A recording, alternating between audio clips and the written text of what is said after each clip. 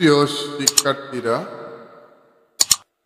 আজকে আমি তোমাদের সাথে আলোচনা করব এইচএস সেকেন্ড ইয়ারের পলিটিক্যাল সায়েন্সের একটা বিষয়। গ্রুপ বিতে সেটা রয়েছে, ক শাখায় একদলীয় প্রাধান্যের যুগ। ওই চ্যাপ্টারটার বিষয়ে আলোচনা করব এবং দুই একটা প্রশ্ন তোমাদের সাথে আমি আলোচনা করব। শিক্ষার্থীরা, ভারতবর্ষ স্বাধীন হয় 1947 ইংরেজির 15ই আগস্ট। দেশের প্রধানমন্ত্রী হন পণ্ডিত জওহরলাল নেহরু। পরবর্তীতে সংবিধান সভা গঠন করা হয়। সেই সংবিধানের খসড়া কমিটি যেটা রয়েছে, তারা সংবিধান তৈরি করে, খসড়া তৈরি করে,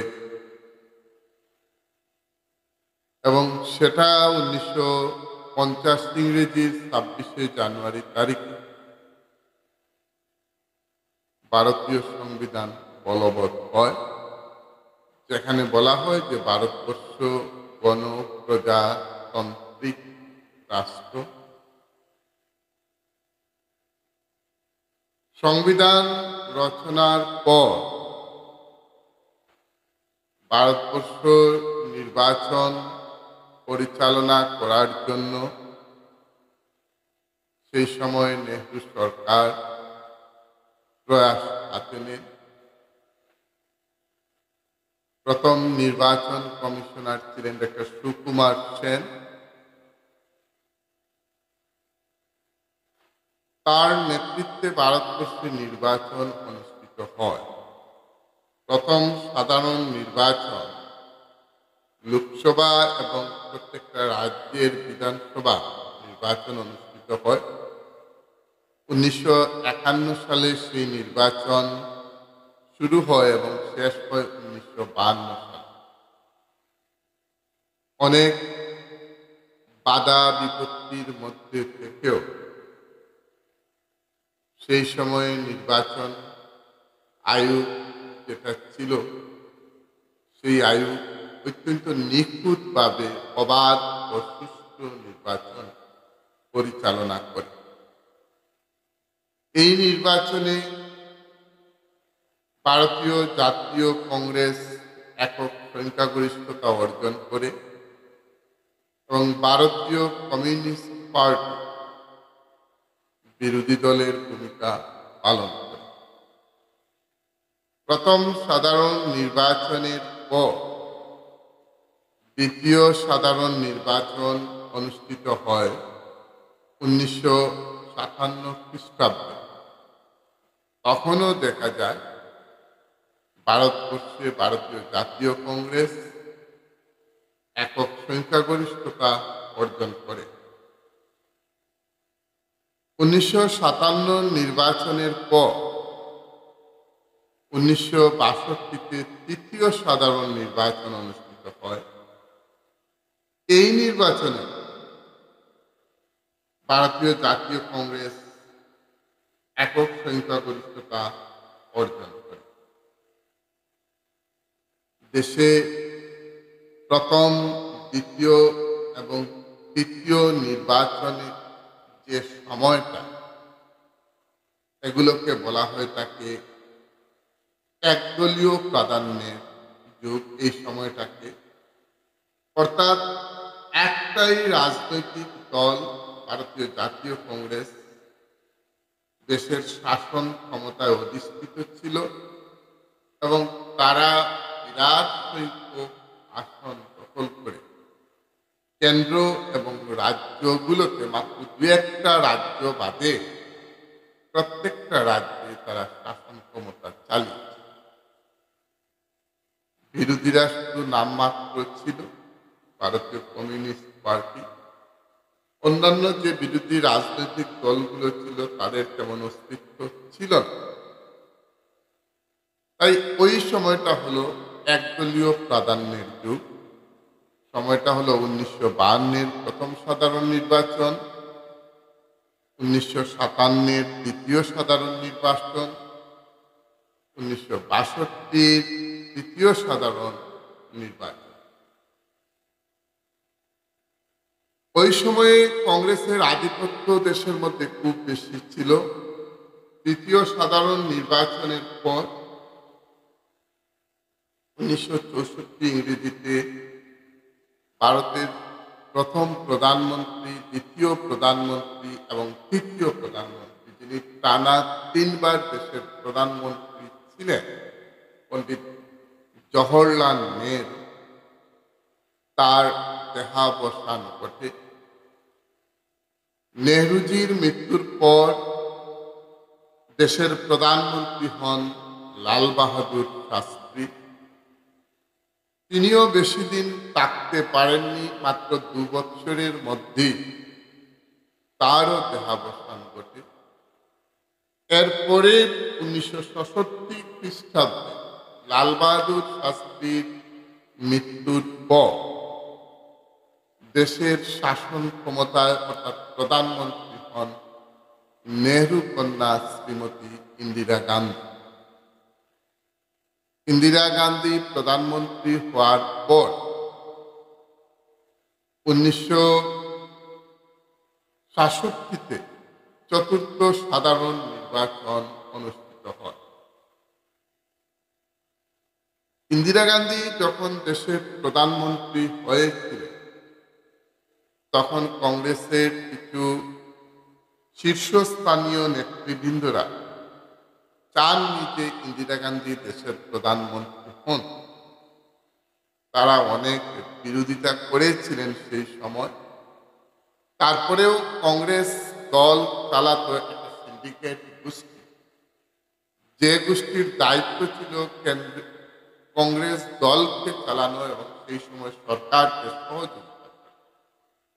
সেই সিন্ডিকেট গোষ্ঠীর সহযোগিতা এবং সমর্থন নিয়ে ইন্দিরা গান্ধী দেশের প্রধানমন্ত্রী হলেন।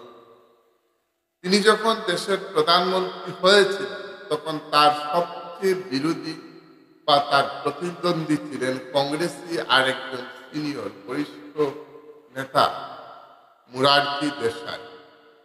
শেষ পর্যন্ত দেখা গেল 2 প্রতিদ্বন্দ্বীর মধ্যে কংগ্রেস সংগঠন বা কংগ্রেস দলকে বা সংগঠনকে নেতৃত্ব দেওয়ার মতো যে সিন্ডিকেট, তারা মোরারজি দেশাইকে সমর্থন না করে ইন্দিরা গান্ধীকে দেশের প্রধানমন্ত্রী হিসাবে মনোনীত করে। ইন্দিরা গান্ধী দেশের প্রধানমন্ত্রী হলেন 1966-তে। 1966-তে দেশে চতুর্থ সাধারণ নির্বাচন অনুষ্ঠিত হয়। ওই নির্বাচনটা কংগ্রেসের কাছে একটা বড় প্রতিবন্ধকতা ছিল, কারণ ওই নির্বাচনে কংগ্রেসে যারা শীর্ষস্থানীয় নেতা ছিলেন, তাদের মধ্যে একাংশ কংগ্রেসের বিরোধিতা করেছিল। তাদের ইচ্ছে ছিল কংগ্রেসকে পরাজিত করা এবং ইন্দিরা গান্ধীকে একটা শিক্ষা দেওয়া। তখনকার সময়ে বিরোধী রাজনৈতিক দলগুলো একত্রিত হয়ে গিয়ে কংগ্রেস বিরোধী যত রাজনৈতিক দল ছিল তারা একত্রিত হয়েছে। দেখা গেল যে সেই নির্বাচন 1966-তে যে চতুর্থ সাধারণ নির্বাচন অনুষ্ঠিত হয়, যে সময়টাকে বলা হয়ে থাকে নির্বাচনী ভূমিকম্প, সেই সময়টা রাজনৈতিক ভূমিকম্প হয়েছিল। সেই সময় কংগ্রেসের আসন সংখ্যা কেন্দ্রে একেবারে কমে আসে। যদিও কেন্দ্রে সরকার গঠন করতে পারে কংগ্রেস, কিন্তু তাদের আসন সংখ্যা অনেকটা কমে যায়। ইন্দিরা গান্ধী ক্যাবিনেটের অনেক উচ্চস্তরীয় মন্ত্রীরা পরাজিত হন নির্বাচনে। অধিকাংশ রাজ্যে কংগ্রেস ক্ষমতা হারায়। শুধুমাত্র খুব টানা হেঁচড়া করে কেন্দ্রে ক্ষমতা দখল করেন ইন্দিরা গান্ধী। চতুর্থ সাধারণ নির্বাচন অনুষ্ঠিত হওয়ার পর দেখা গেল যে ইন্দিরা গান্ধী পুনরায় দেশের প্রধানমন্ত্রী হলেন। এই প্রসঙ্গগুলো তোমরা এই চ্যাপ্টারের মধ্যে পাবে, আমার আলোচনার মধ্যে এইগুলো আসবে।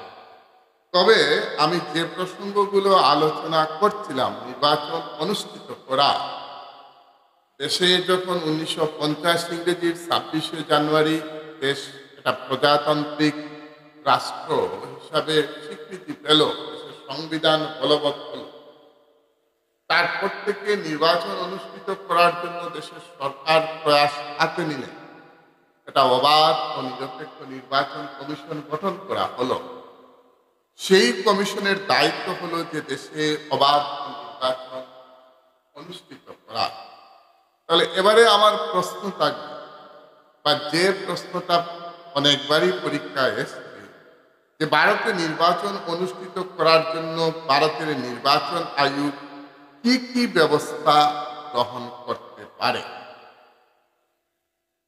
ছাত্ররা 1950 ইংরেজির বা 50 সালের জানুয়ারি মাসে ভারতের নির্বাচন যে কমিশন যেটা রয়েছে, সেই কমিশন গঠন করা হয় এবং এই কমিশনের দায়িত্ব থাকে লোকসভার, রাজ্যসভার, প্রত্যেকটা রাজ্যের বিধানসভা, রাষ্ট্রপতি, উপরাষ্ট্রপতি, অর্থাৎ দেশের সব নির্বাচন পরিচালনা করা। এবং তখনকার সময় থেকে বর্তমান সময় পর্যন্ত ভারতবর্ষের যে নির্বাচন আয়োগ রয়েছে সেটা খুব বলিষ্ঠ ভূমিকা পালন করে দেশের নির্বাচন পরিচালনা করে যাচ্ছে। যে নির্বাচন আয়োগ দেশের নির্বাচন পরিচালনা করছে, আমরা মনে রাখবো সেই নির্বাচন আয়োগ দেশে গঠন করা হয়েছিল 1950 ইংরেজির 26শে জানুয়ারি তারিখ। 1950 ইংরেজির জানুয়ারি মাসে। তাহলে নির্বাচন অনুষ্ঠিত করার জন্য কি কি করতে হবে আমাদের, সেটা হলো প্রথম যে কাজ একটা দেশের নির্বাচন পরিচালনা করার জন্য, সেটা হলো একটা শুদ্ধ নিখুঁত ভোটার তালিকা প্রস্তুত করা। নির্বাচন আয়োগের প্রথম কাজ হল একটা নিখুঁত ভোটার তালিকা প্রস্তুত করা। দ্বিতীয় যে কাজ হবে সেটা হলো মনোনয়নপত্র দাখিল করা, পরীক্ষা করা ও প্রত্যাহার করার দিন তারিখ। মনোনয়নপত্র দাখিল করা, যারা ইলেকশনে প্রতিদ্বন্দ্বিতা করবে সেই মনোনয়নপত্র যারা দেবে, জমা করবে, সেটা দাখিল করবে, সেটা পরীক্ষা করা হবে সেটা ঠিক আছে কিনা না, এবং প্রত্যাহার করার দিন ধার্য করা। কখন মনোনয়নপত্র জমা করা হবে, কোন সময় সেটা পরীক্ষা করা হবে এবং কতটা সময় কোন দিন সেটা প্রত্যাহার করা, ওই দিনটা ধার্য। প্রথম হলো একটা ভোটার তালিকা প্রস্তুত করা। 2 নম্বর হলো যারা ক্যান্ডিডেট রয়েছেন তারা নমিনেশন কোন দিন সাবমিট করবেন, কোন দিন সেটা পরীক্ষা করা হবে এবং কোন দিন সেটা প্রত্যাহার করা যাবে, যদি কেউ করে তাহলে সেটা করা। আরেকটা হলো যে ভোটের দিন কোন দিন ভোট গ্রহণ করা এবং ভোট দান পরিচালনা। ভোটের দিন ধার্য করতে হবে, ভোট দান পরিচালনা করতে হবে। আরেকটা কাজ হলো অর্থাৎ ভোটের দিন, ভোট দান, এই যে তারিখটা, ভোটের দিন যেটা, সেই দিনটা কখন হবে, কোন দিন হবে, কয়টা পর্যায়ে নির্বাচন হবে, কয়দিন লাগবে, এই সমস্ত কিছু দায়িত্ব হলো নির্বাচন কমিশনের ঘোষণা। আরেকটা হলো নির্বাচন পরিচালনা করতে যে কর্মচারীদের প্রয়োজন, যে বিষয়াগুনের প্রয়োজন, যে অফিসারদের প্রয়োজন, যে আধিকারিকদের প্রয়োজন, এই সমস্ত কিছু তারা নিযুক্তিতে এবং প্রশিক্ষণ দেওয়া। প্রার্থী যারা রয়েছেন, দলীয় প্রার্থী দলীয় প্রতীক থাকবে, নির্দল প্রার্থী তাদের প্রতীক প্রদান করে নির্বাচন কমিশন। তাছাড়া বুথ গণনা এবং ফলাফলের দিন পর্যন্ত ঘোষণা করে নির্বাচন কমিশন। এই গেল নির্বাচন কমিশনের কাজ। অর্থাৎ ভারতবর্ষ 1950 ইংরেজির জানুয়ারি মাসে যে নির্বাচন কমিশন গঠন করেছে, সেই নির্বাচন কমিশনের কাজ হলো কি কাজ করা? একটা ভোটার তালিকা প্রস্তুত করা, মনোনয়নপত্র দাখিল করা, মনোনয়নপত্র পরীক্ষা করা, মনোনয়নপত্র প্রত্যাহার করার দিন ধার্য করা, নির্বাচন অনুষ্ঠিত করার জন্য কর্মচারী বা বিষয়াবন যারা রয়েছে তাদেরকে নিযুক্ত করা, প্রার্থীগণের প্রতীক দান করা এবং ফলাফল ঘোষণার দিন ধার্য করা, কোন দিন ফলাফল ঘোষণা করা। শিক্ষার্থীরা, এবারে আমি যে কোয়েকশনটা নিয়ে আলোচনা করব সেটা হলো ভারতীয় একজন সংবাদপত্র সম্পাদক কেন নির্বাচনকে ইতিহাসের সর্ববৃহৎ জুয়া খেলা বলে অভিহিত করেছে। কেন একজন সংবাদপত্রের সম্পাদক বলেছিলেন যে ভারতবর্ষের যে নির্বাচন হচ্ছে সেটা হলো ইতিহাসের সবচেয়ে বৃহৎ জুয়া খেলা। এটা বলার কারণ, প্রিয় শিক্ষার্থীরা, ভারতবর্ষ একটা বিশাল দেশ, বিভিন্ন জাতি জনগোষ্ঠীর মানুষ এখানে বসবাস করছে এবং এত বড় একটা দেশ এবং পৃথিবীর সবচেয়ে বৃহৎ গণতান্ত্রিক রাষ্ট্র, এবং এই রাষ্ট্রে নির্বাচন পরিচালনা করা এটা একটা জুয়া খেলা। সাংবাদিকরা বলছে যে এটা একটা জুয়া খেলা, কারণ সেই সময়ে ভারতের সরকারের কাছে নানা প্রত্যাহ্বান। একটা হলো সাম্প্রদায়িকতা, আর একটা হলো বিভিন্ন জনগোষ্ঠীর মানুষ সেখানে রয়েছেন, তাদেরকে সুরক্ষা দেওয়া, দেশের মধ্যে জাতীয় সংহতি এবং একতা গঠন করা, সব ভাষাভাষীর মানুষ, সব জাতির মানুষ, সব ধর্মের মানুষ তাদেরকে সম অধিকার দেওয়া, তাছাড়া যারা সংখ্যালঘু রয়েছে তাদের নাগরিক অধিকারাবলী প্রদান। এত কিছুর মধ্যে কিভাবে এই দেশের সরকার একটা নিরপেক্ষ নির্বাচন অনুষ্ঠিত করে, এ নিয়ে অনেক জল্পনা হয়েছে। শেষ পর্যন্ত দেখা গেল যে অনেক সুষ্ঠুভাবে ভারতবর্ষের নির্বাচন কমিশন দেশের মধ্যে লোকসভা এবং রাজ্যের বিধানসভার নির্বাচন অনুষ্ঠিত করে। সেই নির্বাচন অনুষ্ঠিত হয়েছিল প্রথমে 1951 সালের অক্টোবর মাস এবং শেষ হয় 1952 সালের ফেব্রুয়ারি মাসে। দেখা গেল প্রত্যেকটা সমষ্টিতে গড়ে 4 জন করে প্রার্থী এবং এটা বড় প্রতিদ্বন্দ্বিতা হয়েছিল এবং শেষ পর্যন্ত অত্যন্ত সুষ্ঠুভাবে নির্বাচন পরিচালনা করা। যখন সুষ্ঠুভাবে নির্বাচন পরিচালনা হয় তখন একজন সাংবাদিক এই কথাটা বলেছে যে এটা ইতিহাসের সবচেয়ে বৃহৎ জুয়া, কারণ যেটা কখনো সম্ভব হওয়ার আশা ছিল না সেটা সম্ভব হয়েছে। অতএব এটা ইতিহাসের একটা বৃহৎ জুয়া। এরপরে যেটা আমি আলোচনা করব সেটা হলো যে কংগ্রেস দলকে কেন ভারতীয় রাজনীতির কেন্দ্রবিন্দু বলা হতো সেই সময়। প্রিয় ছাত্র, ভারতীয় জাতীয় কংগ্রেস হলো গোটা এশিয়ার মধ্যে সবচেয়ে প্রাচীন একটা রাজনৈতিক দল। যে দল গঠন হয়েছিল 1885 খ্রিস্টাব্দে এবং যে দলের উদ্দেশ্য ছিল দেশকে পরাধীনতার গ্লানি থেকে মুক্ত করে স্বাধীন ব্রিটিশদেরকে দেশ থেকে তাড়িয়ে দেয়।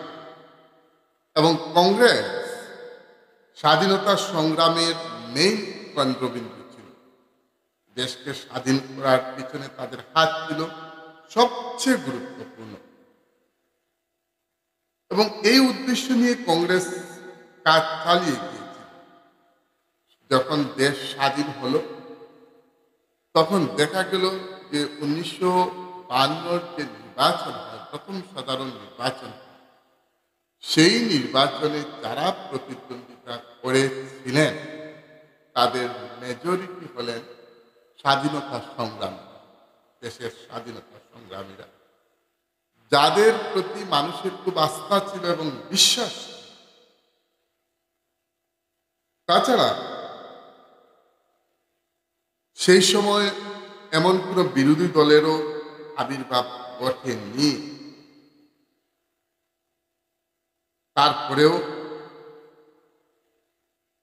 দেখা গেল যে পরবর্তীতে ওই কংগ্রেস ভেঙে অনেকটা রাজনৈতিক দল ধীরে ধীরে গঠন হচ্ছে, দল ত্যাগের ফলে, এবং রাজনৈতিক দল গঠন হয়ে হয়ে কংগ্রেসের একটা ভাঙ্গন শুরু হয়,